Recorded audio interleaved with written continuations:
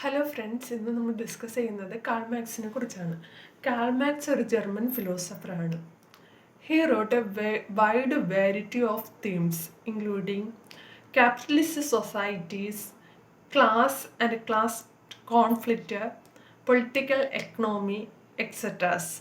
Okay, Karl Marx ജർമ്മനിയിലെ Trier എന്ന പട്ടണത്തിൽ 1818 മെയ് 5 ജനിക്കുന്നത്. ഓക്കെ, അദ്ദേഹത്തിൻ്റെ പിതാവ് ഹെൻറിച്ച് മാക്സും ഹെൻറിക്ക മാതാവുമായിരുന്നു.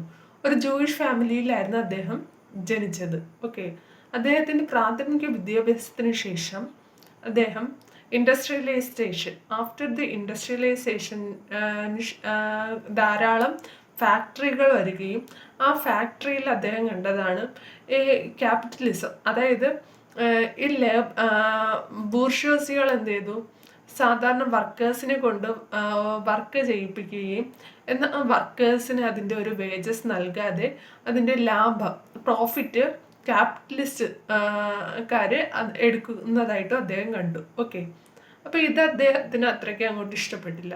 അങ്ങനെ അദ്ദേഹം എന്ത് ചെയ്തെന്ന് വെച്ചാൽ ഈ പാവപ്പെട്ട വർക്കേഴ്സിനെ എല്ലാം വിളിച്ചു കൂട്ടുകയും ഈ ക്യാപിറ്റലിസത്തിന് എഗെയിൻസ്റ്റ് ആയിട്ട് സംസാരിക്കുകയും ചെയ്തു. എന്നാൽ ഇത് എന്താണ് ബൂർഷ്വാസികൾക്ക് അത്രയ്ക്ക് അങ്ങോട്ട് ഇഷ്ടപ്പെട്ടില്ല. അങ്ങനെ അവരെന്ത് ചെയ്തു, ഇതിനെതിരെ പ്രവർത്തിക്കുകയും ചെയ്തു. അങ്ങനെ കാൾ മാർക്സ് അദ്ദേഹത്തിൻ്റെ ജീവനും കൊണ്ട് തിരിച്ച് നാട്ടിലേക്ക് വരുന്നതായിട്ടും നമുക്ക് കാണാം. ഓക്കെ, പക്ഷെ അദ്ദേഹത്തിൻ്റെ ആ ഒരു ഐഡിയോളജി എന്ന് പറയുന്നത് ധാരാളം പേരിൽ ഇൻഫ്ലുവൻസ് ചെയ്യുന്നതായിട്ടും പിന്നീട് കാണിക്കുന്നുണ്ട്. ഓക്കെ, 1883 ഇംഗ്ലണ്ടിൽ പിന്നീട് അദ്ദേഹം മരിക്കുന്നതായിട്ടാണ് പറഞ്ഞിരിക്കുന്നത്.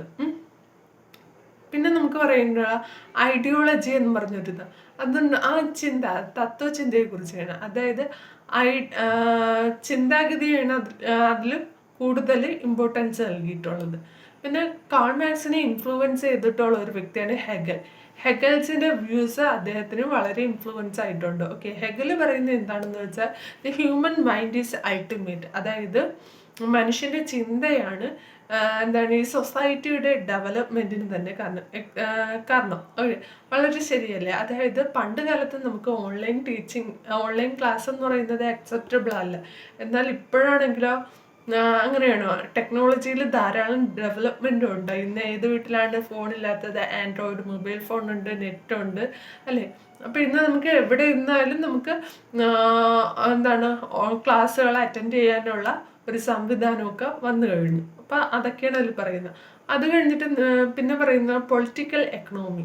അതിൽ പറയുന്നത് നമ്മുടെ എക്കണോമി അല്ലേ, എന്തിനും എക്കണോമി എന്ന് പറയുന്നത്, അതായത് എക്കണോമിക് എന്ന് പറയുന്നതാണ് ഒരു ബേസിക് ആയിട്ട് വേണ്ടതെന്നാണ് പറയുന്നത്.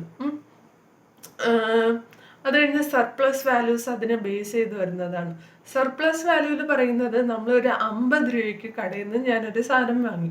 സത്യത്തിൽ ഈ 50 രൂപയ്ക്കുള്ള സാധനം എന്താണ് ഈ ബൂർഷ്വാസികൾ വലിയ ആൾക്കാർ എന്ത് ചെയ്യുന്നു, വെറും 10 രൂപയായിരിക്കും അതിൻ്റെ റാ മെറ്റീരിയൽസ് കടയിൽ നിന്ന് കളക്ട് ചെയ്യേണ്ടുള്ള പൈസ എന്ന് പറയുന്നത്.